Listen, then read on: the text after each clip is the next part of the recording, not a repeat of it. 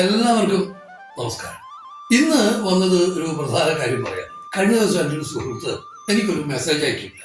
Message ഇതാണ്: സാജി നമസ്കാരം, അഘോര ഗണപതിയെ കുറിച്ച് അറിയാൻ ആഗ്രഹമുണ്ട്. അഘോര ഗണപതിയെ കുറിച്ച് ഒന്ന് വിശദീകരിക്കാം. ഇത് പറയണോ പറയണ്ടേ എന്ന് ഞാൻ ഒരുപാട് ആലോചിച്ചു. കാരണം അഘോര ഗണപതി എല്ലാവർക്കും പ്രാപ്യമായ അല്ലെങ്കിൽ എല്ലാവർക്കും വശമാകുന്ന ഒന്നല്ല. അതൊരു ഗൂഢമായ അല്ലെങ്കിൽ വളരെ ഗോപ്യമായ താന്ത്രിക രീതികളുടെ ഭാഗമാണ് അഘോര ഗണപതി സാധന. അഘോര ഗണപതി സാധാരണക്കാർക്ക് അറിയേണ്ട കാര്യമില്ല. സാധാരണക്കാർ എന്ന് പറയുന്നത് സാധാരണല്ലാത്ത ആൾക്കാരാണ്. അത് ചിന്തിച്ചിരിക്കുമ്പോഴാണ് എൻ്റെ ഒരു വളരെ അടുത്ത സുഹൃത്ത് എനിക്കൊരു സമ്മാനം തരുന്നത്.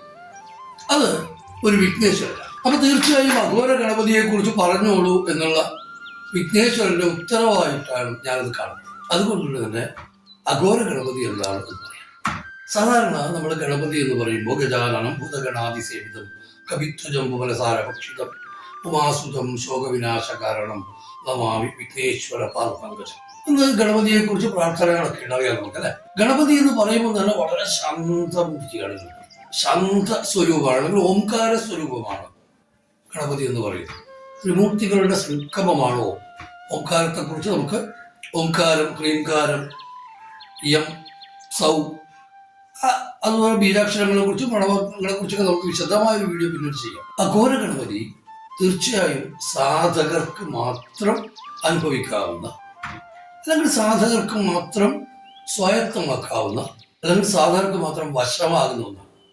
അതുകൊണ്ട് തന്നെ അഘോര ഗണപതിയുടെ മന്ത്രം ഇവിടെ പറയുന്നില്ല. അഘോര ഗണപതിയുടെ ചിത്രം ഞാൻ കാണിക്കാം.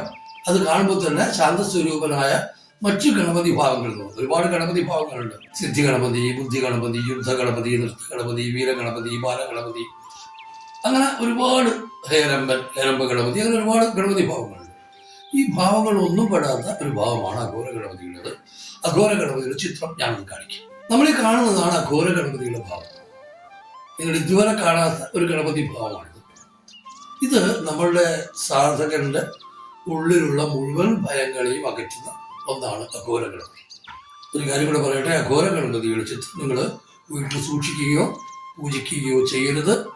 വിധിപ്രകാരം ഗുരുനാഥന്റെ കയ്യിൽ നിന്നും ദീക്ഷ സ്വീകരിച്ചവർക്ക് മാത്രമാണ്, ഉപാസകർക്ക് മാത്രമാണ്, മന്ത്രം ജപസിദ്ധി വരുത്തിയവർക്ക് മാത്രമാണ് ഗണപതി ഉപാസന. ഗണപതി ഉപാസന എന്നാൽ അഘോര ഗണപതി ഉപാസന. അതുകൊണ്ട് ശ്രദ്ധിക്കണം. നമുക്ക് മറ്റൊരുപാട് തെറ്റുകൾ നമ്മൾ ചെയ്തുകൊണ്ടിരിക്കുന്നത്, പ്രത്യേകിച്ച് വരാഹി പോലെ, പ്രത്യങ്കരി പോലെ, ധൂമാവതി പോലെ, ചിന്നമസ്ത പോലെയുള്ള ഒരുപാട് നമ്മൾ അറിയാതെ ചെയ്യുന്ന ചില കാര്യങ്ങൾ, അതിനെക്കുറിച്ച് വളരെ വിശദമായി തന്നെ പറയണമെന്നുണ്ട്. തീർച്ചയായും അത് നമ്മൾ ചെയ്യാൻ പാടില്ലാത്ത ഒരുപാട് കാര്യങ്ങൾ നമ്മൾ ഫലപ്രാപ്തി ഉണ്ട് എന്ന് കരുതി ചെയ്തുകൊണ്ടിരിക്കുന്നുണ്ട്. അതിനെക്കുറിച്ച് വിശദമായി പറയാം. ഇപ്പോൾ അഘോര ഗണപതിയെ കുറിച്ച് സൂചിപ്പിക്കാൻ വേണ്ടി മാത്രമാണ് ഇത് പറഞ്ഞത്. കൂടുതൽ വിശദീകരിക്കുന്നില്ല. എല്ലാവർക്കും നമസ്കാരം. നമുക്ക് ഇനിയും ഇത്തരം വാർത്തകളുമായി കാണാം. ശ്രീമാത്രേ നമഃ.